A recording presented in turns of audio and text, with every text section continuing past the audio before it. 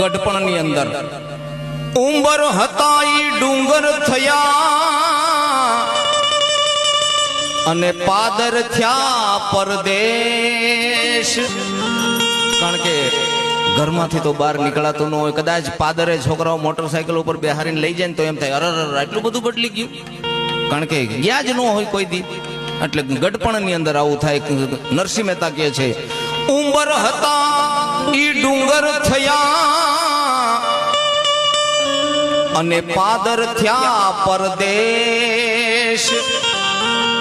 ગોળી હતી ઈ ગંગા થઈ. સામે જ માટલું ભરેલું હોય પણ ઈ ગંગાજી જેટલું આખું લાગે હો.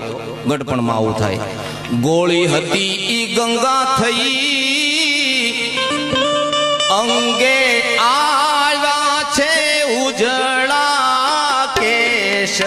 ગઢપણ કોણે મોકલ્યું અંગે આવ્યા છે ઉજળા કેશ. ગઢપણ કોણે મોકલ્યું જાણ્યું જો બન રહેશે બારે માસ.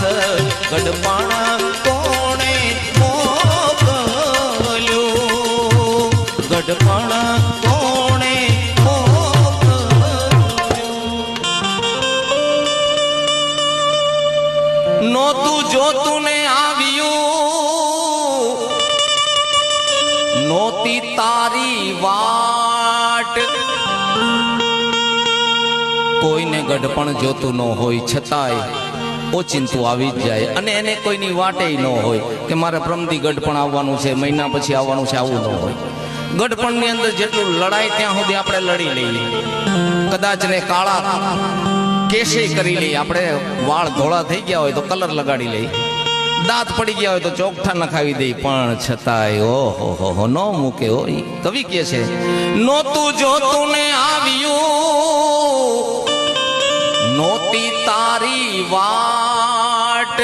ગઢપણની અંદર ઘરમાંથી તો હલકા થયા અને છેલ્લે છોકરા હું કહે એની ખૂણે ઢળાવો ખાટ રે. ગઢપણ કોણે મોકલ્યું